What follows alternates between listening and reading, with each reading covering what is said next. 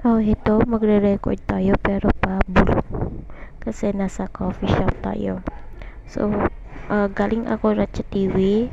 Bumaba ako ng katangahan ko. Bumaba ako ng Chitlong pero dapat pala sa Printed. Ito pala yung skywalk ng Printed. Tapos ang maganda.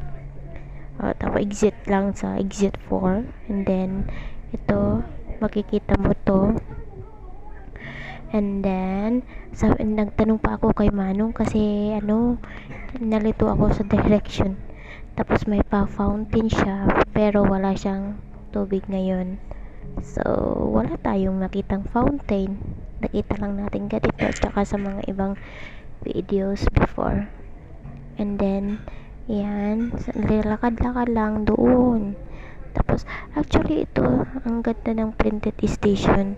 And I hope na ang Pilipinas din ay ma-develop din yung mga train stations natin doon.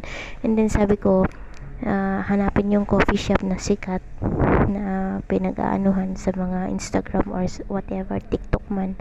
Ito, Secret Garden daw ito. Ang ganda. Tapos ito, punta tayo doon sa niya. Doon sa taas niya. Pero hindi naman siya mataas na mataas. Yan. Since ako gusto kong maglakad kasi wala akong exercise, maglakad ka, taba mo dami, kaya yan na yan, nilakad ko lang siya. Di ba maganda siya? Ayan, yung may pa-plaza siya, ayan siya. And then ito na yung top, ito siya. Tapos ito yung main lobby. Kasi sa Pilipinas yan, may nakatira na. Pero de los Buenos, pero yun ang katotohanan pag sa atin kasi sa Pilipinas may nakatira na.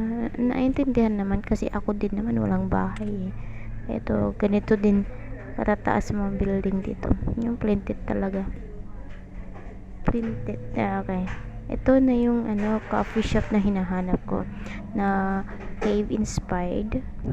Yan, I do not know how to pronounce it. Kisana coffee shop na puro matcha ang siniserve.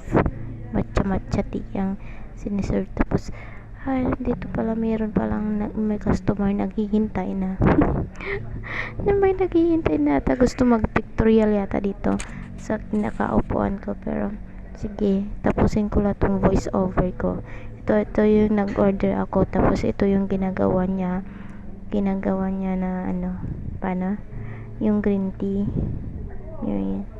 Yan, nag-order lang ako ng, parang gusto ko lang i-try lang naman.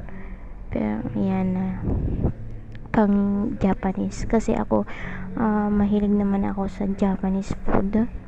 Yan, tubig, nilagyan ng tubig ang matcha powder. Tapos minix niya noon sa mixer na gawa sa bamboo.